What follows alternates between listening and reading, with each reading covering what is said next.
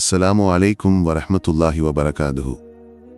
வாழ்க்கையில் எப்படியாவது பணம் சம்பாதிக்க வேண்டும் என்ற எண்ணம் மட்டுமே நாம் ஒவ்வொருவருக்கும் உள்ளது. அது ஹலாலா ஹராமா என்று நாம் பார்ப்பதில்லை. நமது குழந்தைகள் உண்ணும் உணவு ஹலாலான உணவா என்று நாம் சிந்திப்பதில்லை. ஹராமான உணவு நமது குடும்பத்தில் அல்லது ஹராமான பணம் நமது சம்பாத்தியத்தில் இருந்தால் ஒருபோதும் நமது வாழ்க்கையில் அல்லாஹ்வின் பர்க்கத் கிடைக்காது. ஹலாலான வழியில் உள்ள உழைப்புச் சிந்தனையே ஒரு முஸ்லிமை வழிநடத்த வேண்டியது. வேலை செய்யாமல் பிச்சை எடுக்கும் வழியை பின்பற்றுவது இஸ்லாம் கடுமையாக எதிர்க்கிறது. ஒவ்வொரு நபரும் தனக்கு விதிக்கப்பட்ட தொழிலில்தான் வாழ்க்கையை கண்டெடுக்க வேண்டும்.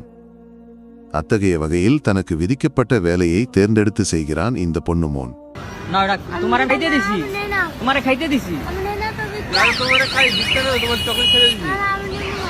তুমি এটা খাইবা, তোমার আমি ভিক্ষা দেই নাই, তুমি এটা খাবা,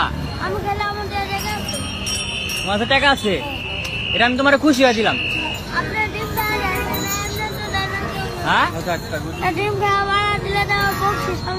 বকশিস না, তোমার আমি খাইতে দিছি। தெருவில் நடந்து கொண்டு தனது கையில் உள்ள பொருட்களை விற்கிறான் இந்த மோன். இதையெல்லாம் பார்த்து கொண்டிருக்கும் ஒரு சகோதரன் அந்த மோனின் அருகே சென்று இவ்வளவு சிறு வயதில் இந்த மோன் வேலைகள் செய்வதைக் கண்டு தனது கையில் உள்ள பணத்தை அந்த மகனின் முன்பு வைத்து நீட்டினான்.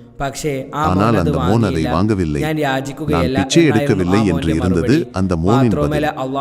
மேலும் அல்லாஹு ரசூலிடம் பிச்சை எடுக்கும் வழியை செய்யக்கூடாது என்று கட்டளையிட்டுள்ளான் என்றும் இருந்தது இந்த மகனின் பதில். உண்மையில் இந்த மோன் உலகத்தில் உள்ள மக்களின் மனதை திறந்தார். ஒருமுறை நபி ஸல்லல்லாஹு அலைஹி வஸல்லம் தங்களும் அனுசரணர்களும் ஒரு வழியில் நடந்து செல்லும் போது ஒரு சிறுவனை காண இடம்பெற்றது.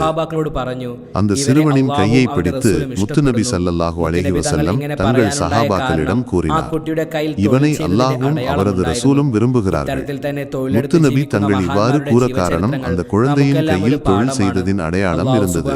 இத்தகைய வகையில் தொழிலெடுத்து வாழும் மகான்களின் வாழ்க்கை சரிதைகள் நம்மெல்லாம் ஒரு பாடமாகும்.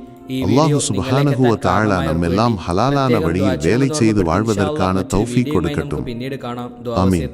இந்த வீடியோ உங்களிடம் வந்து சேர காரணமானவர்களுக்கு சிறப்பாக துஆ செய்ய வேண்டும் என்று நினைவூட்டி, இன்ஷா அல்லாஹ் மற்றொரு வீடியோவுடன் நாம் பின்னர் சந்திப்போம். துஆ வசியத்துடன் அஸ்ஸலாமு அலைக்கும் வரஹ்மத்துல்லாஹி வபரகாதுஹு.